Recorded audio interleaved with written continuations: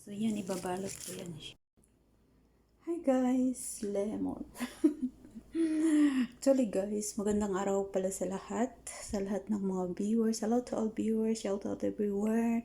Thank you for always watching to my videos. So, maraming salamat pala, una sa lahat, maraming salamat sa Panginoon sa araw-araw niyang blessings na binigay sa atin, lalo na sa ating pagtrabaho araw-araw. Thank you for the God. So, shout out sa lahat ng mga viewers. Kumusta kayo dyan sa mga followers? Lalo na sa mga supportive sa aking mga videos. Guys, ang gagawin ko pala ngayon is maggawa ako ng shawarma chicken. Simple lang ito siya na recipe, guys. Hindi talaga ito siya yung sinasabi ko na sa inyo. Kung gagawa tayo ng sobrang original, means marami siyang mga ingredients. So, ito, simple ingredients lang siya at easy lang, no? Parang yung hindi ba, dili kayo siya isog ba, no? Ano lang siya, simple ingredients. So, ipapakita ko sa inyo, guys. So, una kong ginawa is nagawa ako ng ito yung garlic, no? Kung marami kayong chicken na marinate muna natin una. Lagyan natin ng yogurt. So, ito man ang unahin natin, garlic. Pipisatin natin siya sa yung ganito. Actually, guys, natapos na ako sa pag-marinate. Papakita ko lang sa inyo kung ano yung ingredients. So, hindi naman siya masyadong, ito lang ginagawa namin, guys. Lalagyan ko siya ng cumins. No, sinasabi ko na sa inyo, simple ingredients lang itong nilalagay ko. So, nilagyan ko siya ng luya, ginger, no? Ayan. Black pepper. So, saka itong asin. Salt. So, yun lang ang kanyang ingredients, guys. Pero, kung gusto ninyo ng ibang pwede rin ninyo lagyan ng ganito. Kasi masarap din ito siya. Yan. No, depende lang talaga sa kung ano ang gusto. So, yun lang siya ang kanyang ingredients. Tapos, ayun, naghiwa na ako ng manok, guys. Nahiwa ko ng manok. Ang nilagay ko dyan is itong, lemon. So, nandito na, nakahiwa na ako. Tapos, ilagyan ko siya ng olives oil. Ito siya, olives oil. So, olives oil. Yogurt. So, nilagyan ko na rin siya ng yogurt. Papakita ko lang sa inyo kung anong yogurt ang nilagay namin ngayon kasi wala yung isang yogurt. So, ito lang muna ang ginamit. Pero yogurt talaga rin ito. Maliit lang. Yan. So, yung isang ginagawa ko pala, yung isang gamit ko palagi sa dito. So, ito guys, simple lang talaga siya, guys. So, sana panoorin niyo itong aking video. Makatulong din ito sa mga bagong mga OFWs na gusto mag-abroad working home. Ay, olives oil. Ito yung pipilitan natin siya. Tapos pisat-pisatin. Tapos lagyan natin siya ng lemon juice. Tapos ito naman yung black pepper. Ito yung ginger. At ito yung cumins. At saka ito yung asin. So guys, nilagay ko na dito lahat ng mga ingredients. Ito ay i-mix ko na siya. I-marinate natin muna siya. Mamaya na natin siya lulutuin ng alas 3. Kasi yung amo ko alas 5 pa sila uuwi. So mamaya ko na ito siya gagawin. Ilagay natin siya sa frying pan. So ito yung kulay niya is puti ito. Pero pag mamaya nito, pag maluto na siya, ilagay natin sa frying pan. Pero hindi na tayo maglagay ng oil, guys. Idiretso na natin siya ilagay sa frying pan. So ito na yung para pangluto niya, ang kanyang sauce. So, magiging brown din ito mamaya, no? Magiging golden brown siya. Tapos, ibabalot natin siya sa kubos, no? Mamaya makikita ninyo, guys, ang aking gagawin. So, yun, i-marinate muna natin siya at lagyan natin siya ng cover. Ito, kasi mamaya pa natin lutuin. So, ayun guys, hindi na natin siya kailangan lagyan ng oil. Kasi olives oil, ito siya. Iba siya na oil para sa mga bagong OFWs sa working home. Iba-iba kasi yung oil dito. Meron yung oil sa cooking, meron yung oil din sa ano yung para sa fry, ito rin ay para sa kung magawa ka ng salad, ito ang ilalagay namin. So dinagdagan ko siya guys ng ingredients kasi tinikman ko siya. Kulang lang asin, nilagyan ko lahat ng ano, yung black pepper, cumin at saka yung ginger. So yun, dinagdagan ko siya kasi kulang ng lasa. So pwede rin ninyo guys, kung magawa kayo ng marinade, titikman nyo muna kasi baka ano, kulang ng asin, kulang ng black pepper or anong kulang, so pwede nang dagdagan. So yun, dinagdagan ko siya. Dinagdagan ko siya ng ano, yung ingredients. So ayun, tama na siguro yun, di ba? Ganyan siya guys, magiging ano yan siya mamaya, golden brown. Yan pag iluluto na natin. Alam niyo guys, tinitikman ko talaga yung lasa niya kasi mahirap na kasi magdagdag mamaya kung lulutuin na natin siya sa frying pan. Mahirap na magtikim ng tama ba yung asin or sa mga ingredients. So, yun, tapos na yun siya. Dinagdagan ko ng ano kasi kulang ng mga timpla. So, dinagdagan ko siya. Ayun, tikman natin. Tama na. So, ganun ako. Pag yun may marinate ako, titikman ko siya. Yun, tapos na. Tapos dinagdagan ko ng asin kasi para mas masarap yung kanyang lasa mamaya, no.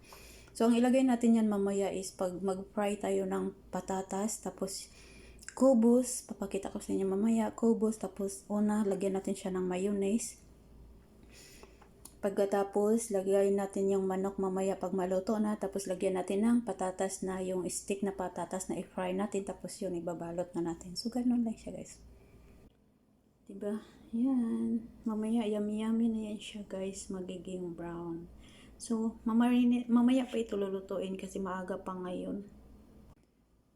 Hi guys, ito na po yung yung gimarinate ko na chicken for shawarma. Papakita ko.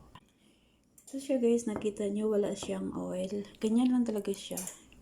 Nilagay ko na siya kasi para masimulan ko na ang kanyang pagluto. No? Kasi ang tagal-tagal pa ito. So ayan, wala yan siyang oil kundi yun lang ang kanyang sauce ang iluto. So ayan, hanggang mag-brown po siya. So na siya guys, dito wala na siyang tubig. So hanggang pa ito siya mag-brown. Ipa-brown pa talaga siya. Kaya nang mura nagmasunog siya. Ito rin, magluto rin ako ng macarona. Ayan, para sa chicken yan siya guys. Meron na siyang ingredients. Lagyan ko yan siya ng, pero mamaya mawala lang. Nilagyan ko yan siya ng tubig kasi para maluto ang manok. Ang nilagay ko dyan na ingredients is black pepper, at saka asin, at saka yung mga ibang ingredients. So, yan. Ilagyan natin ng tubig para maluto. Yun ay ilagay natin sa macarona. Yan, kumulo na pala yan. Nilagyan natin siya ng macarona.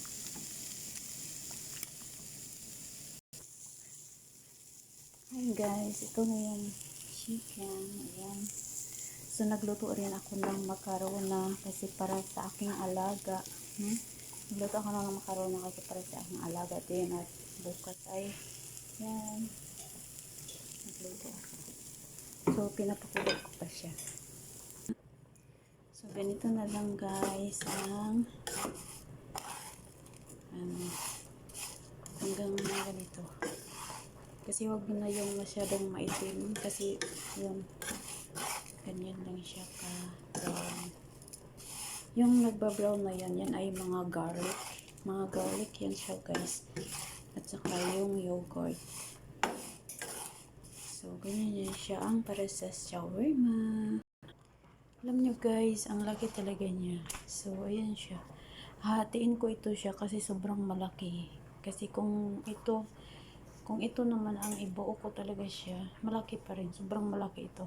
Hindi yung isang na maliit lang yun, pero ito sobrang malaki. Kailangan ko siyang hatiin. Ayan, ang kubos. Ito yung tinatawag na kubos dito sa Middle East. Diba manipis lang siya pero makabusog siya. No, kung magkain ka nito, gutumin ka, parisan mo ng kape, so busog ka na. So, ito yung chicken para sa macarona. Ngayon, magawa tayo ng cooking cream at gatas. Lagay natin dito sa chicken at yung macarona. Ayan guys. Ayan. Lapit na siya maluto. Palambutin natin siya.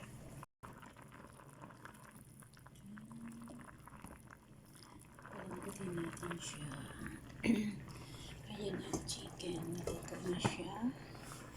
Ito naman ay para sa shawarma. Ayan, babalutin natin dyan ang chicken. Diba? Ayan, ito na siya. Nawala na ito. Pero alisin pa rin natin yung tubig. Lambot na siya guys.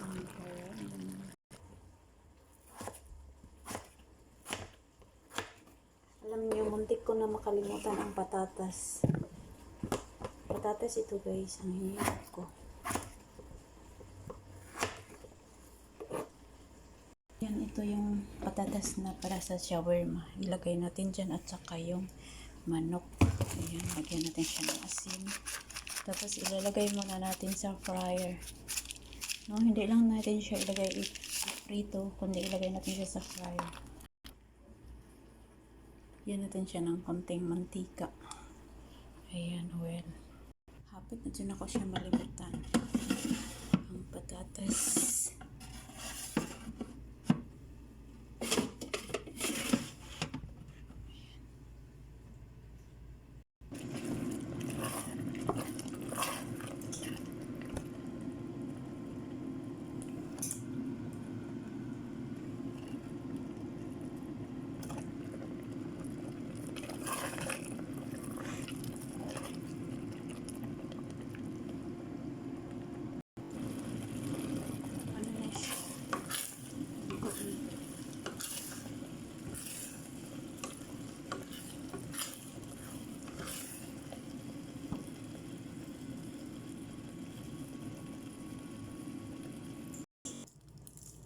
Ito yung white na patatas.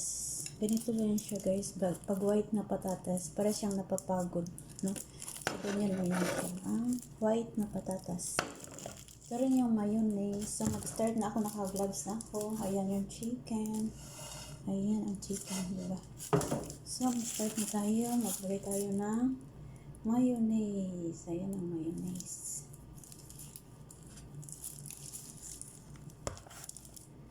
Tapos, lalagyan natin siya ng chicken.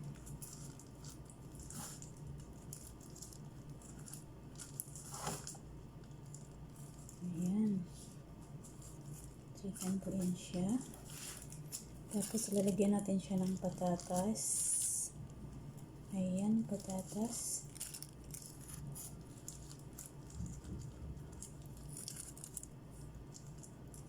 So, pwede rin natin siya dagdagan ng mayonnaise dito kasi maliit lang nilagay ko.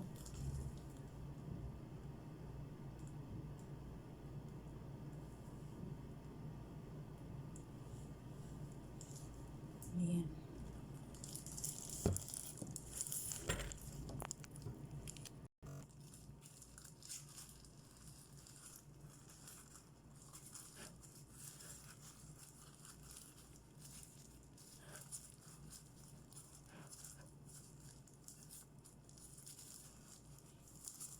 So, ayan ang shawarma. Yun yun siya guys, ang shawarma na binabili namin. Diba, ganito yan. Ganito kasi yung binibili, diba? So, ginaya ko rin, ilagyan ko ng foil. No? Kasi mamaya pa yun siya uuwi. Ganito ang aking ginagawa. Ayan, ang shawarma. Ayan, shawarma. Chicken shawarma po yan siya guys. Hindi pa tapos, nandoon pa yung iba.